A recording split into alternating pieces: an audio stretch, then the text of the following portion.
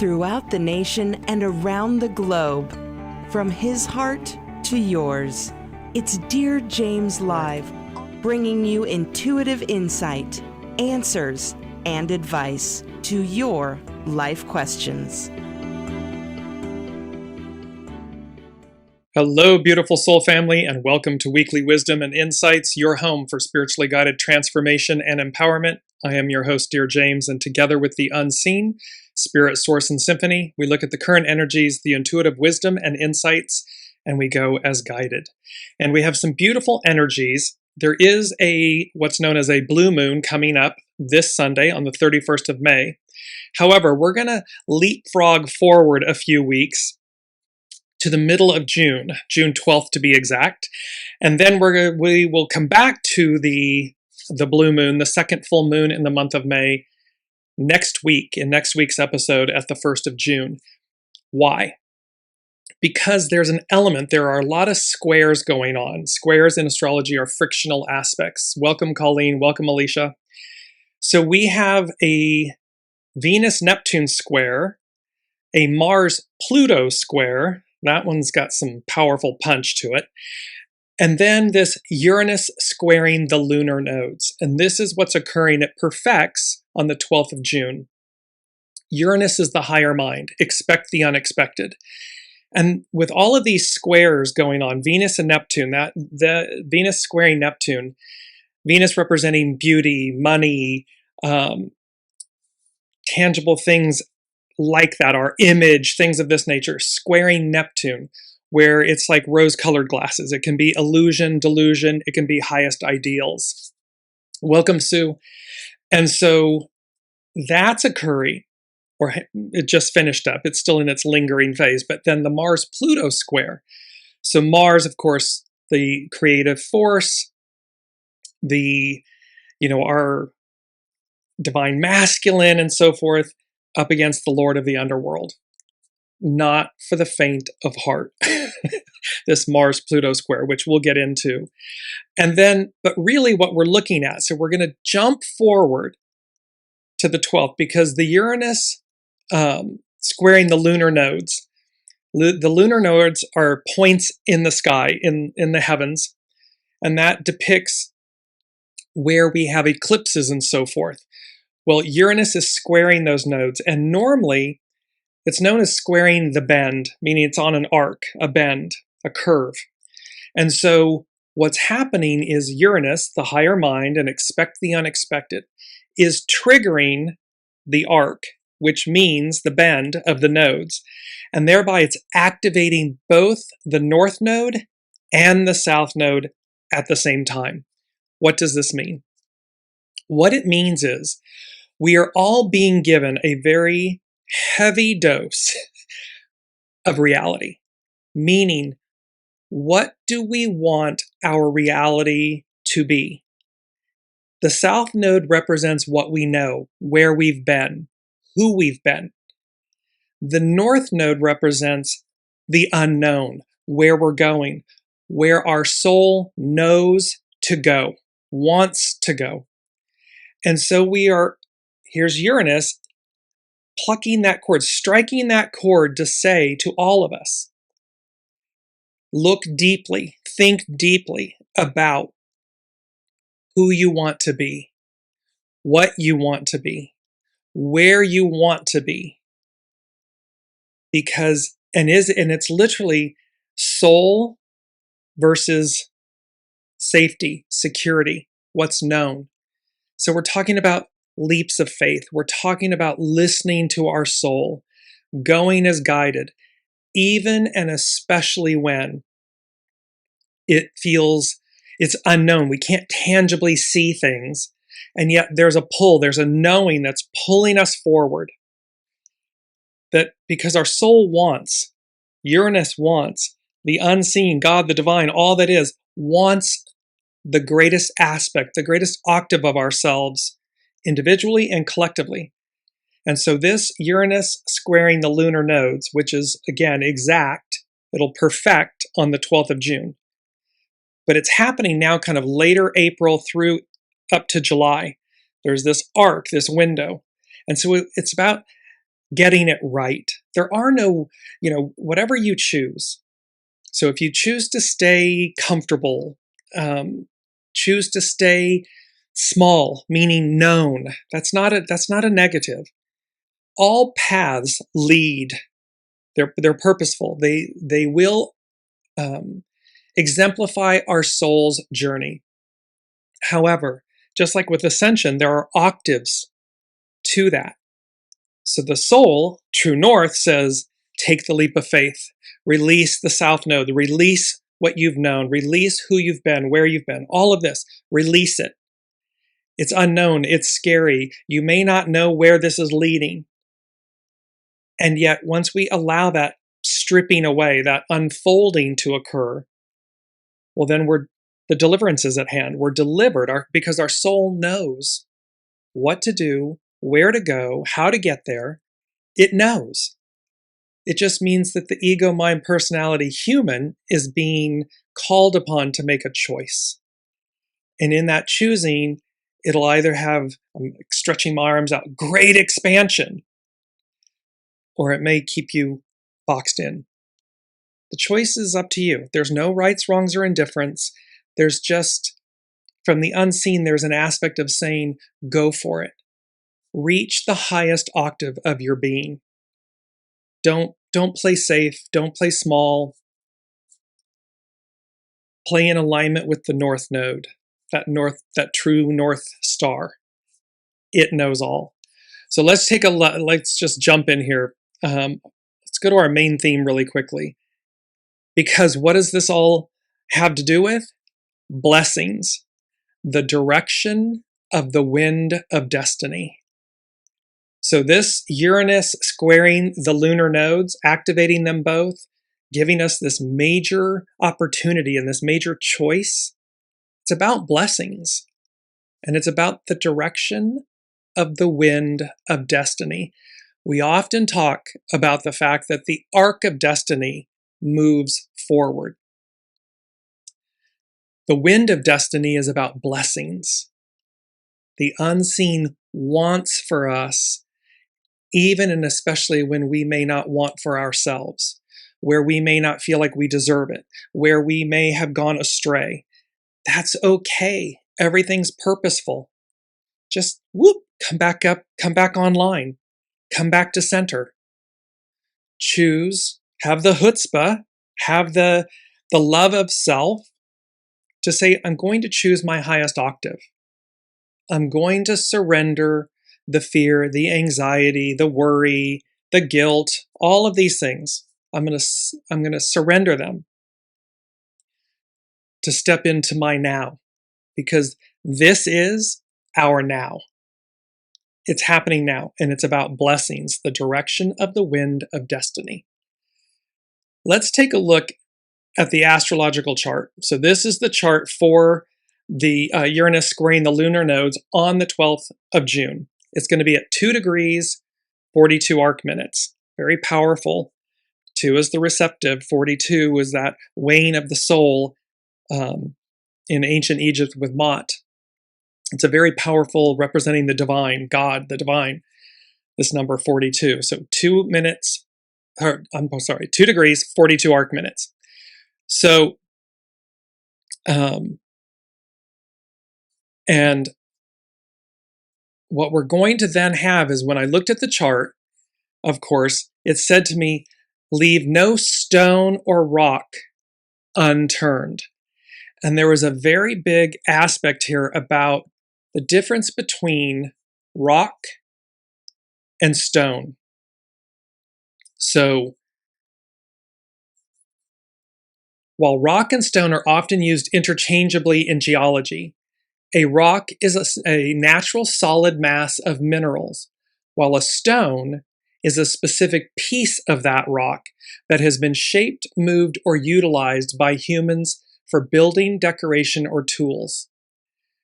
The unseen is speaking to us and saying, leave no stone-rock unturned. This is about deep introspection, really looking at ourselves from a place and not being afraid to look at our shadow, to not be afraid to see what's underneath, to see what's beyond the surface, to surrender it, to transmute it, to let go of it, to heal, because there's a lot of healing going on in all of this energy, of all of this work. With Uranus, expect the unexpected, things coming out of left field, out of the blue, and that we're leaving no stone, rock unturned. In geology, rock is the official scientific term. Stone is not a scientific term, but rather a colloquial or industrial term. A rock can refer to massive formations like mountains or large boulders. A stone typically refers to smaller, more manageable, and smoother fragments. So think of your soul as the rock, and your ego, mind, personality, human, the stone. What's been more manageable or smaller or, smoother fragments, things that have been honed and shaped. The unseen is saying, leave no stone, human, or rock, soul, unturned. Stone usually implies a practical or aesthetic purpose. Humans carve rocks into stones for construction, stone walls, kitchen countertops, masonry, or use them decoratively. Simply put, all stones are rocks, but not all rocks are stones. A rock is the raw, natural, geological formation. That is our soul. This raw, natural formation, energy, essence, while a stone is refined or portable pieces of that.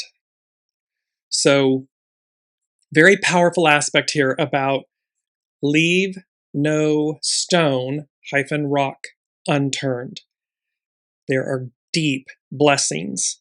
The direction of the wind of destiny. The wind of destiny blows from the north. It's pulling us forward to our true North Star. That's the moral of this story. So as we're looking at it, I'm just bringing it back up again.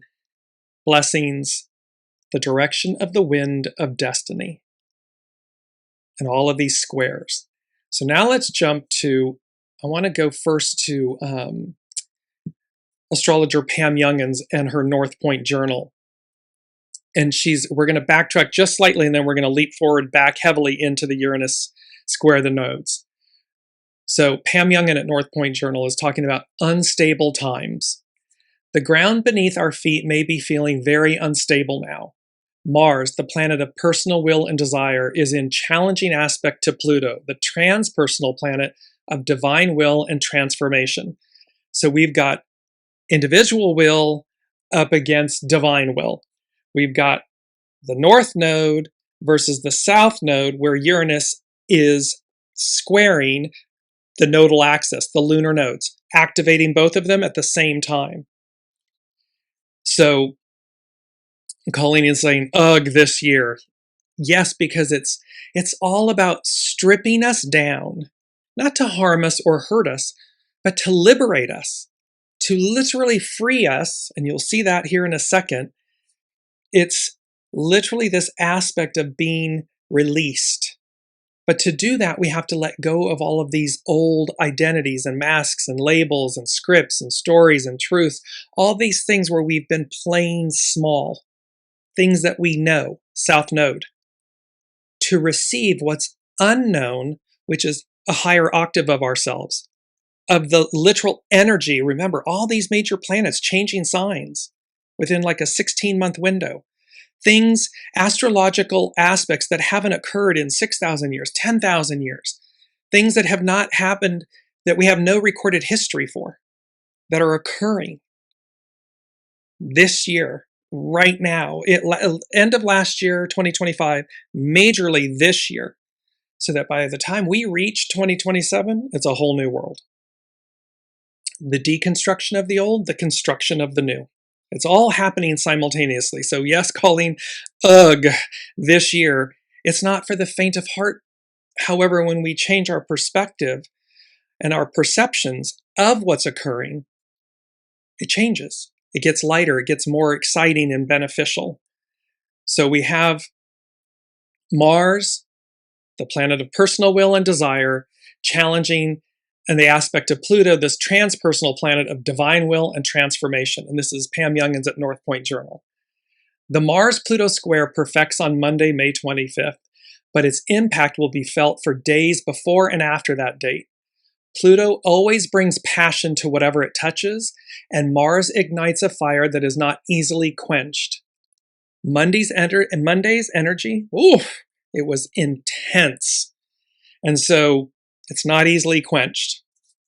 This tension-filled aspect between two implacable planets can manifest as irritability and ego-driven actions for some, and dramatic power struggles and battles of will for others. Remember, that battle of will can be internal. South Node, ego, mind, personality, human, where you've been, what you know. North Node, soul, soul source connection, unknown, where you're going, where your soul wants to go. Pluto in progressive airy Aquarius is determined to reveal and tear down social structures that do not ultimately serve the people. We are going from Piscean to Aquarian, patriarchal to matriarchal, individual I to we. And so it's a tearing down of what no longer serves, individually, collectively. On the other hand, Mars in traditional earthy Taurus is ready to fight to preserve the status quo. We're seeing how the divine masculine, the patriarchal, Piscean era does not want to cede or surrender its control, its position, its power. This Mars in Taurus, the status quo, it's trying to preserve it. However, as above, so below. The direction of the wind of destiny, the arc of destiny, all blowing forward, true north. And so, since Aquarius and Taurus are both fixed signs, one of the primary manifestations of this Mars-Pluto square is stubborn resistance to seeing a situation from another's point of view. So if we're stubborn and we're staying stuck, we don't want things to change, we're going to have that experience. You will have that experience. It will be frustrating. It'll come with irritation, anger, resentment, fear. You name a shadow element, it's going to come with it. Because it's up against divine will, divine order, which is the winds of destiny, the direction of the wind of destiny, true north, where everything is going, whether you want it to or not. There's a higher force and power, the master weaver, the host, that is guiding and directing the show. So it's about how quickly we get on board with where the energies, where the divine is orchestrating and taking us. It's number one from the unseen, and they said, a choice made, a destiny followed. Rejoice, no matter the decision made. So in essence, rejoice in the choice that you make, because again, everything is purposeful. And choosing to rejoice is a powerful decision. By deciding to find peace and celebrate life regardless of the outcome, you free yourself from the anxiety of the unknown and reclaim your inner strength. It removes regret. It turns every twist and turn into a valuable part of your journey. It reduces stress, rejoicing. You let go of the pressure to control every detail, and it provides perspective. It shifts your focus from the obstacle to the opportunity. Whatever comes next, there is always something to appreciate. So again, and this is not a negative, but it's the way the unseen has given it to me. So whether you choose South Node, whether you choose to play it small and stay where you are, rejoice. Allow that to release regret, reduce stress, provide perspective, and appreciate the choices that you're making, because it's a choice made, a destiny followed. Rejoice no matter the decision made. Equally, when you choose the North Node and you choose a higher octave in this expansion of yourself, that your soul is leading you to the next greatest adventure and octave and iteration of yourself in this incarnation. Rejoice. It will both come with fears, both come with uncertainties and unknowns. However, it's how we choose to navigate them. It's our choice. And so a choice made, a destiny followed. Rejoice no matter the decision made. Now let's quickly go. I want to go to Chani Nicholas. She's the astrologer. This is her The Weekly, and it's issue number 117. Big week for boundaries and breaking free. The good news, this week's struggle bus drops us off somewhere truly liberating. A full moon in Sagittarius. This lunation is wild, and we're going to cover the second, it's known as a blue moon. It's the second full moon in the month of May. We're going to cover it next week. This lunation is wild, reckless, and raring to go. It's also opposing Uranus, the planet of surprises, and supported by Saturn, discipline, Neptune, dreams, and Pluto, transformation. Hopefully what you're getting, there's a lot of Uranian energy in the mix here that is aspecting and influencing. So there's all kinds of twists and turns and unknowns, things coming out of left field. Those are not bad things. They're good because they're all always purposeful, moving us forward, advancing us. So Chani Nicholas, talk about helpful. If you felt caged in or like you've been holding all your horses, by Sunday, a door finally swings open. We ride at dawn. So and a lot of astrologers have been talking about this liminal space. Like we're not in the old world, we're not in the new world.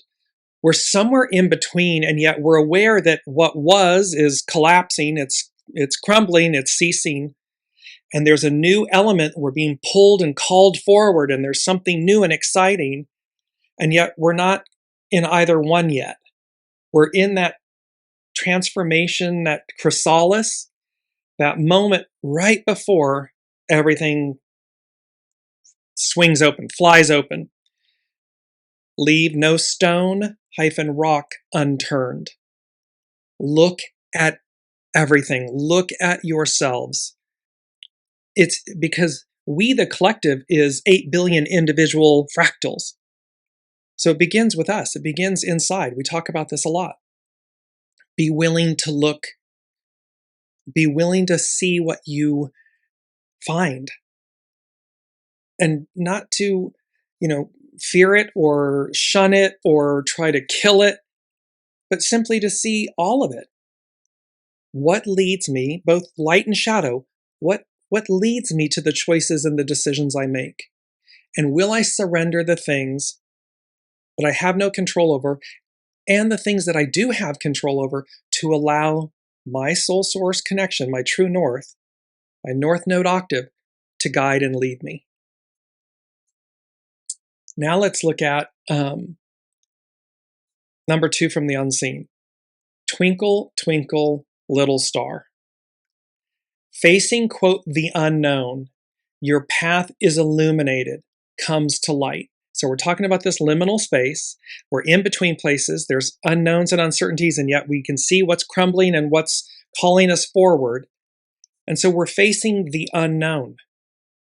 Your path is illuminated, comes to light. It's saying, the unseen is saying, twinkle, twinkle, little star, and that our path, facing the unknown, your path is illuminated, comes to light. It's saying it will become known to you. It will illuminate itself. We might be in between, but at any given moment, and could be as much as this second blue moon coming up on the 31st of May, doors swing open. Paths that were maybe shrouded, not seen, because full moons illuminate, can go, here's the path, here's the knowing. It goes boom, it's like a bing. The path gets illuminated. The unknown becomes clear.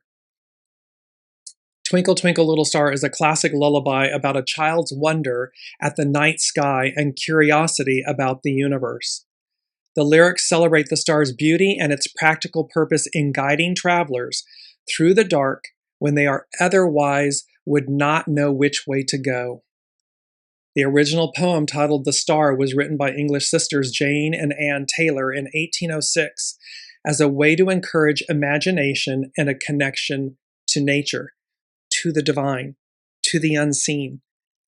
Humanity, for all of its known recorded history, has navigated by the stars. And so the lyrics celebrate the star's beauty and its practical purpose in guiding travelers through the dark when they otherwise would not know which way to go. We are in that space right now, this unknown, this uncertainty of where am I going?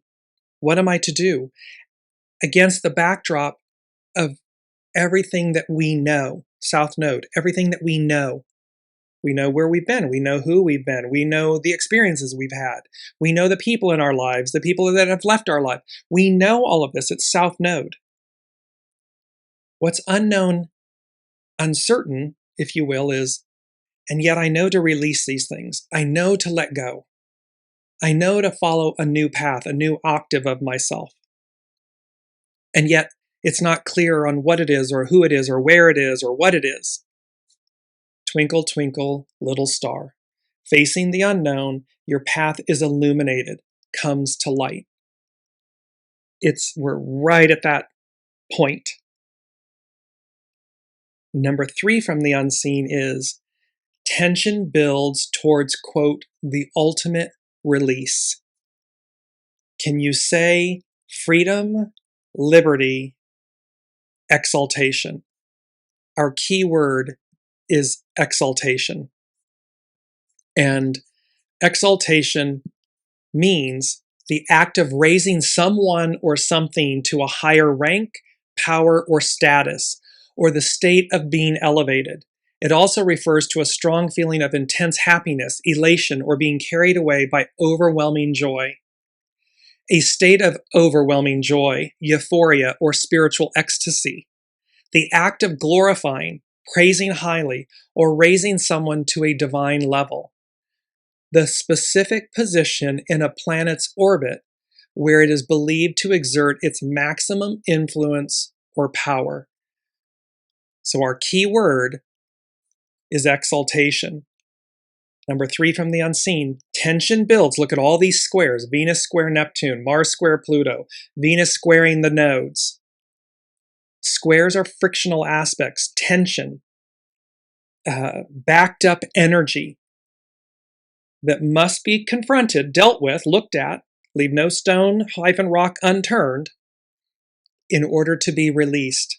So tension builds towards, quote, the ultimate release. Can you say freedom, liberty, exaltation? We're reaching this crescendo. It's July. By the time we get to July, there's exaltation. There's this massive release because we will have chosen. Or the unseen is saying, it will have been chosen for you, meaning because when we take inaction, it is a choice. Action is a choice. So it gets chosen. There's a choice point here, a tipping point, reached and exceeded. This was from last week. We're right there. And Uranus is plucking the cord, the nodal axis, activating to say, and we're covering this now to be future-proof, foresight. It's occurring now. It's going to be at its peak moment on the 12th of June. So, of course, what we do in every moment of every day matters. Now let's move to Astrology by Lauren. And she is speaking about Uranus at the bending of the nodes. And she begins with a quote by Alan Watts. When you have reached the opposite shore, you do not carry the raft on your back. You leave it behind. We are moving forward. This is six of swords in the tarot, which we'll come to in just a second. And so this is about moving from choppy waters to calm waters, from one place of where we've been, south node, to the shore, the other shore, the north node. And the moral of that quote is, once we've reached that place, we don't drag all of the old stuff, the old us, the old raft or vessel. We leave it on the shore, allow the waters to carry it away. Go forth on this new shore, pure, elevated, released from the past. So, Astrology by Lauren. On June 12th, Uranus will perfect a square with the true nodes of the moon. When planets are square the nodes, we say that they are at the bending of the nodes. There is a north node bending and a south node bending. Uranus in Gemini is now at the north node bending. It is closely squaring these nodes for all of May until July. However, its influence is far longer than that. The nodes of the moon and where they are have to do with our collective evolutionary growth. Uranus can be illuminating, sudden in its effects, and often surprising, perhaps even shocking. It upends the status quo, and it seems to be asking us both collectively and personally, what are you still holding on to but no longer need, and may in fact be holding you back? So what do you no longer need? What are you doing that may be holding you back from liberating and releasing yourself? That can be an internal conversation. That can be a mindset. That can be people, places, things. That can be fear of the unknown or the comfort, the air quotes, security of what's known. But that can also create stagnation. And so we're meant to evolve, to grow, to quantum leap. In the parable of the raft, when confronted with a raging river, if there is no other way to get to the other side, it makes sense to build a raft of whatever elements, bits, pieces, and resources are at your disposal. Tied together, they create a raft which allows you to reach the safety of the farther shore. There is safety in reaching for the north node, in releasing the south node, what's known. But then, what do you do with the raft once you have arrived? Do you continue to carry it with you on your back even though it is difficult to do so? Or do you leave it at the shore? This is that beautiful image in the quote. It is that we use the safety of the vessel, of the craft, to get to the other side. That's our soul source connection. We're utilizing that. And it's our ego, mind, personality, human that gets in the vessel. When we're delivered, the human knows, leave it behind. Let go so that the soul source connection, the purity of our essence, can continue to lead us forward unburdened. Because otherwise, it's that beautiful quote, everywhere you go, there you are. Well, okay, but we don't need or want to drag around the old with us. It's not necessary. It's unnecessary. It's, have we learned the lesson? If you've learned the lesson, let go of it. And it's about the Six of Swords. So you can see there's water, vessels, boats, the swords representing the issues that we're confronting. Leave no stone or rock unturned.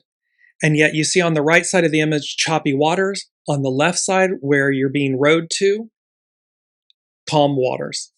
The Six of Swords is a tarot card representing transition, moving on, and journeying away from turbulent or painful situations toward calmer, safer shores. It is a card of mental healing, leaving baggage behind, and the quiet relief that comes with accepting a necessary change. If upright, it's about peaceful transition, safe passage, leaving the past behind. You are navigating away from a stressful, chaotic, or emotionally drained period. While it may feel bittersweet or somber to leave things behind, you are headed toward a safe harbor. It often signifies physical travel, a career change, or a significant mental shift. It can be about moving on from a highly toxic work environment or making a strategic transition to a more stable professional path. And it's about healing from a painful breakup, moving away from arguments, or entering a phase of mutual emotional calm. So we can see here where Astrology by Lauren is speaking about how we're moving from one shore to the other. This is the Six of Swords in the tarot. Astrology by Lauren continues, when major planets such as Uranus come to the bendings of the nodal eclipse points, it feels like we are between 2 points in our lives, 2 worlds, illuminating and sometimes surprising. The Sun and Mercury joining Uranus here can make this more personal, because those are, Sun represents our life force, Mercury, how we think and communicate. They're going to be together with Uranus, so that it can make this more personal. It's not just about the collective, it's about the individual, the personal. We share information with one another. We disclose truths and learn things from others that we had not previously known. It shifts our perceptions and can serve as turning points in our lives.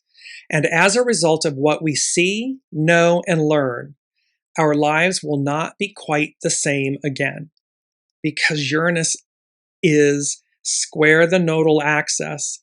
It's illuminating. Leave no stone unturned, no rock unturned. It's about things coming to light. The sun, the life force, shining light. Mercury, how we think, communicate. All of this is happening for us. As Uranus wends its way through our lives, moving things about, there is another important square occurring this week, and that is the square between Mars, which recently entered the sign of Taurus, and Pluto in the early degrees of Aquarius. These are both squares of stress and evolutionary change. So to Colleen's point of, ugh, this year, yes, because see, these squares, they're about stress and evolutionary change. This isn't garden variety astrology and, the master weaving of as above, so below. This is evolutionary growth, moving us individually and collectively forward.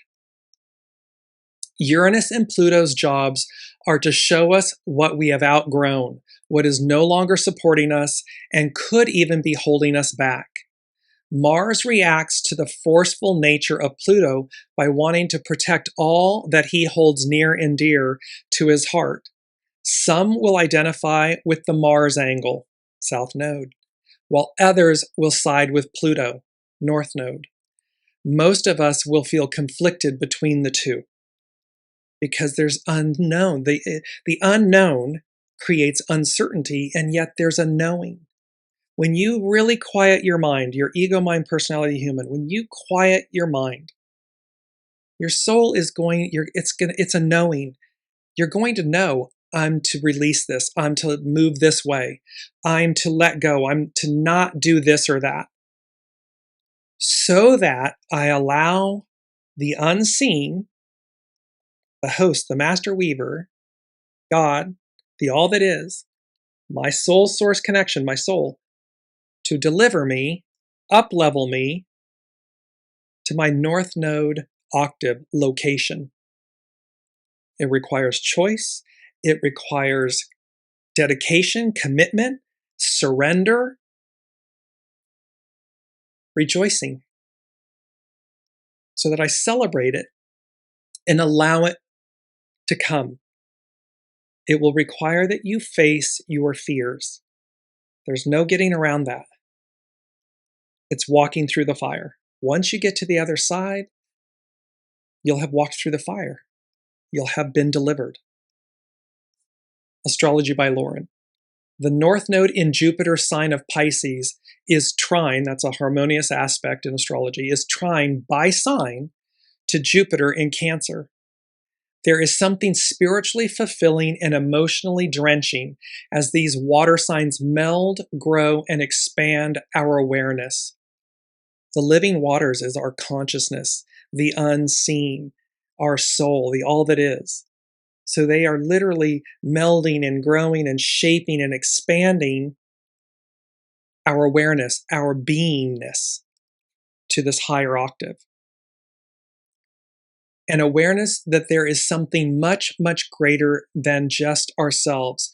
So what this is doing is it's triggering that there's something far greater than just ourselves. It's use me, God, for a purpose greater than myself. That's we the people, Aquarian matriarchal. When we do that, a tide lifts all boats. When that happens, we're now in flow, in the receiving, in this expanded state of awareness, of consciousness, and it's going to benefit the all, and thereby individually, I receive, because we're the custodian of it. So it's an awareness that there is something much, much greater than ourselves. Pisces connects us to the collective, and so our own destiny becomes a piece in the destiny of the whole. And so through the gates of the current eclipses, we are all being asked, because the nodal, the eclipses right now have been in Pisces Virgo. This is where the nodes are, which is where Uranus is plucking those. So you'll want to look on your natal astrology chart, on your birth chart, and look for three things. Where is the North Node? What sign? Where is the South Node? What sign? What house? What sign? And where is Uranus in your natal charts? We know that right now, the transiting Uranus is in Gemini. Transiting the North Node is in Pisces, the South Node is in Virgo. Look to see where those houses are, and also where your natal placements are of those. That will tell you, and then research and see about these things, where they are. They're going to speak to, what that's going to show you is, because each house and the sign influencing that house speaks to certain aspects of astrology. And so you'll be able to see, what is that going to trigger or bring up? That will be where it's most prevalent for you individually. Collectively as a whole, it's happening to up-level us. So Pisces connects us to the collective, and so our destiny becomes a piece in the destiny of the whole. And so through the gates of the current eclipses, we are all being asked to transcend our usual boundaries and limitations, to merge with the great beyond. With this also comes an awareness that we are all swimming in this great ocean that we call life, and we are not alone. There are others here with us, and together we are being led to fulfill a destiny that is much, much bigger than us. And the part that each of us plays will be found in that still small voice of spirit, conscience, and unity implied by the North Node in transcendent Pisces. It's the arc of destiny. It is the direction of the wind of destiny. It's about blessings. Blessings are on offer. We're either in the flow of those blessings or we're in opposition to them. That's choice. Number 4 from the unseen, they said, "Cry me a river.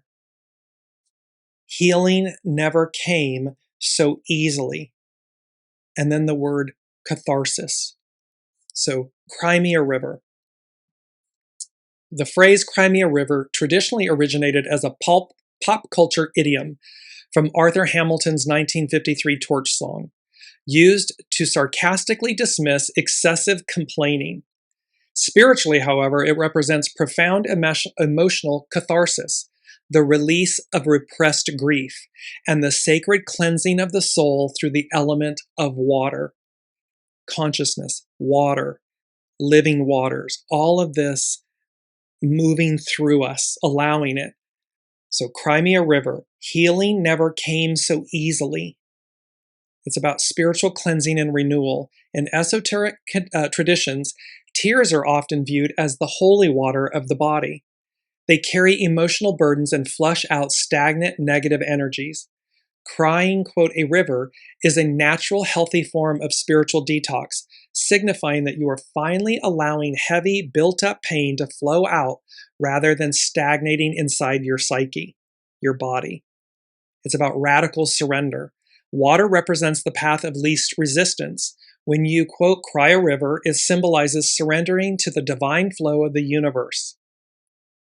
Instead of fighting your circumstances, the act of weeping accepts reality, signaling a necessary step toward healing and spiritual transformation. It's about empathy and compassion. Tears are the purest expression of the heart. Weeping a river points to an awakening of deep empathy, not only for your own struggles, such as the biblical weeping of lamentation, but for the suffering of humanity as a whole. It is a sign that your heart is softened and open. It's that we're connected, we're listening, we recognize our oneness, our interconnectedness. And it's about karmic release. In some energy work philosophies, authentic tears act as a biochemical waveform that discharge energetic distortions and allow you to move forward to higher, lighter states of consciousness. We've been talking a lot about up-leveling, going back to where we began, an octave higher, and this next higher octave of ourselves. It is the shedding of old timelines so that new spiritual beginnings can take root. This is about getting to the other shore, moving through the liminal space, not quite there and not quite over here, and then leaving that vessel, the past, at the shoreline for the waves, the water, for it to reintegrate into the one consciousness, so that we're not dragging burdens and old, masks and identities and labels and scripts and stories with us. If you are experiencing a season where you feel called to cry a river, lean into it as a sacred practice. However, just as a river eventually finds its way to the ocean and brings clarity, you too should use it as a transient release. Do not let yourself drown or permanently dwell in the sorrow. Do not get stuck in the shedding of the old or the mourning of the letting go or something of that nature. Allow it to be a transient release. So we have leave no stone, rock unturned, exaltation. Our mantra is I am free. And this goes with Colleen just said, I better be coming out of the dark. You coming out of the dark is a choice. It's a choice for all of us. Our mantra, I am free. So where Colleen is saying, I better be coming out of the dark, say to yourself over and over and over again, and print this image. See it as yourself, this beautiful, pure representation. Look at the waters, the angelic nature and form. I am free. And look at the beautiful green, verdant abundance all around. The sunlight spilling forth, illuminating the waters. Twinkle, twinkle, little star. Facing the unknown, your path is illuminated. It comes to light. It becomes clear. The tension builds towards the ultimate release. Can you say freedom, liberty, exaltation? That's deliverance from the dark. Cry me a river, healing never came so easily. And then we have catharsis. To come back to that. Because catharsis is the process of releasing pent-up, repressed, or strong emotions, like anger, grief, or fear, resulting in emotional relief, renewal, or psychological restoration. It's from the ancient Greek word catharsis, meaning cleansing or purging. Originally used in philosophy by Aristotle to describe how tragedy and drama arouse negative emotions in an audience, which are then safely expelled, leaving viewers feeling happier and renewed. It's facing the goo, the shadow, the dark, and yet safely expelling them, leaving us happier and renewed. Later adapted into psychoanalysis by Sigmund Freud to describe the release of tension that happens when repressed memories or anxieties are brought into consciousness. It's transmutation. It's the phoenix. It's the figurative death by fire renewal, being reborn. So, catharsis. Lastly, I want to move to, this is astrobutterfly.com, speaking about Uranus square the lunar nodes, entering the territory. The territory. Keep this in mind. So, as soon as Uranus entered Gemini in April of 2026, it began squaring the lunar nodes, now in early degrees of Virgo and Pisces, while the exact aspect at 2 degrees Gemini, Virgo, Pisces happens on June 12th, 2026. The aspect is already building. This tension builds. It's a square. Transits to the nodal axis are known for carrying a faded, quote, "This is extraordinary," end quote. "This is unlike anything I've experienced before" quality. The nodal square. Colleen is saying, can nothing be easy? It's our perception. And I agree with you. I am walking the walk, talking the talk, as you all are. We are all experiencing this. We are all facing this extraordinary opportunity for evolution, transcendence, ascension, advance. And it requires our conscious consideration, choice, commitment to the extraordinary octave, the North Node, to this extraordinary octave of being that we have yet to experience. Transits to the nodal axis are known for carrying a faded, "This is extraordinary, this is unlike anything I've ever experienced before" quality. It's only uncertainty, fear of the unknown, fear of losing people, places, and things, fear of advancing, fear of not having what we know, that will prevent you from reaching, from up-leveling, from reaching up and grabbing those gold rings and saying, hell yes, that's mine. It's already present, it's already there. However, again, we have to have the chutzpah, the determination, the will to align with that octave of being, to allow the old to fall away and the new to reveal and present itself. And once we've gotten to that other shore, leave the old behind. Allow it to reintegrate itself, to transmute itself in the living waters, represented by the ocean. Zero from the unseen. We've never had zero before from the unseen. And they were very clear about 1, 2, 3, 4, these new beginnings, these pragmatic steps. And then they gave me the number 0. 0 represents the all that is. And the unseen said, everything will, underlined, will work out, ... Give it time, divine time. And we're going to come to the Venus Sabian symbol for the Uranus squaring the nodes on the 12th of June. I just want to finish up with Astro Butterfly. So the nodal square. Out of all the aspects a planet can make to the nodes, the square is perhaps the most interesting, the most meaningful. The square, however, is the only aspect that activates both nodes with the exact same intensity, lighting up both ends of the axis at the same time. This is no longer simply, quote, focus on what's ahead of you, the usual North Node advice, nor, quote, let go of the past, the usual South Node advice. We are dealing with a complete recalibration, one that requires genuine integration. It's about choice. We've got to be in it to win it. Nothing less will do. We have to be in it to win it because it is about genuine integration.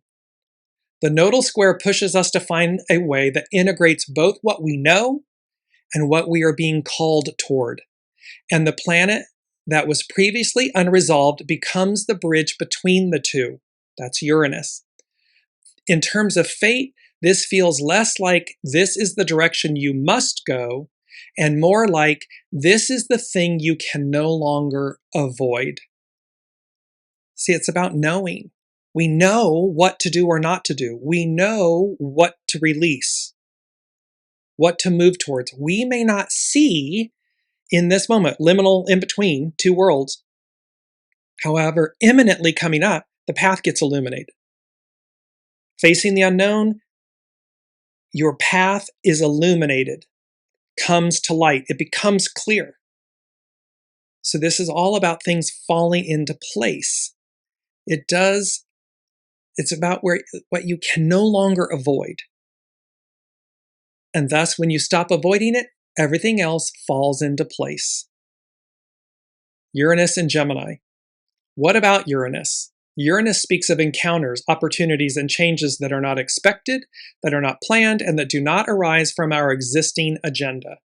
So, when Uranus squares the lunar nodes, a powerful sense of unexpected but fated change is written on the wall. When Uranus is the planet at the apex of this nodal configuration, what gets recalibrated is precisely our relationship with the unexpected. This is exercising our muscle, our soul muscle, our human, our mind, to get comfortable with change, with the unexpected, with the unknown. Honing our soul source connection, our listening tool. We have gone millennia barely recognizing or listening to our souls, to our soul source connection, to the divine, the unseen. This is changing all of that in an unexpected way. And it's bringing about this recalibration to our relationships with it so that we hear it. It's fine-tuning the dial on the old radio. No more static, no more, scratchy. It's fine-tuning the dial. It's recalibrating. And we get that crystal clear, perfect, picture-perfect you signal. Comes in loud and clear. We know exactly where to go, what to do. That requires us to surrender, to align, to fine-tune the channel, the station, to go as guided. This is Astro Butterfly. The square is demanding that we stop pre-filtering reality and genuinely open to what is arriving from outside, from the unknown, the unseen. Uranus is in Gemini. Gemini, archetypally, is the territory we enter once we have established a safe foundation in Taurus. The territory is about stepping outside our comfort zone and going to a different place than the one we already know. It's about leaving the South Node. It doesn't mean throw the baby out with the bathwater. It just means take the best of the best with us as we move forward into this uncharted, unknown territory, or the territory as astrobutterfly.com is talking about. So the territory is about stepping outside our comfort zone and going to a different place than the one we already know. In the hero's journey framework, territory is defined by Gemini, or the sextile aspect. It's a harmonious aspect in astrology. This is the part in the journey when something real happens for the first time. The hero receives a message. A helping companion appears. All these Gemini experiences are a way of life saying, listen to me. What I'm about to tell you is not something you already know. It is something you don't know. Something that will pull you out of your comfort zone and alter the direction of your life. The beauty of this is that the soul already knows what it is. What we're being asked to do is trust the soul, your soul source connection, the unseen, the all that is, the host, the master weaver. Trust that it knows exactly what's occurring, what's on tap, what's going to happen. Because number 0, from the unseen, everything will work out. Give it time, divine time. Colleen says, the word I keep getting is discipline. Yes, discipline is required. It's critical because it means commitment. It's demonstrating commitment. So discipline is about commitment. Commitment to the higher octave, commitment to the path, commitment to the deliverance, the unknown, the direction of the wind of destiny, commitment to these blessings. astrobutterfly.com. The success of this stage depends on how willing we are to truly listen, to register the message. Gemini requires real curiosity, not the kind that seeks confirmation of what we already believe, but the kind that genuinely wants to take in something that was not there before. In real life, most of us struggle with this because we are not used to truly opening ourselves. We simply have no reference for it. We might think we do, but we don't. Uranus square the lunar nodes, entering the territory. The territory is a metaphor for the world outside of ourselves, where all kinds of things happen. It's foreign, it's mysterious, and it's where life begins to speak back. Most of the time, we think we are open or adventurous because we travel, we enroll in a class, or we try something new, and we might think we are entering the territory. However, all these things are self-directed because they arise from our own plans and priorities, what's known to us. And being self-directed does not belong to the territory. The essence of the territory is that it is not self-directed. It is completely unknown. It comes from the unseen. Your soul knows, but your human doesn't. So the territory is what's unknown to us. It's the unseen, the all that is. And it goes, boop. It's that beautiful quote, life happens while you're planning. You may think you're going this way, or I'm being so wonderful and liberated and adventurous. And the unseen, coming out at Uranus, squaring the nodes.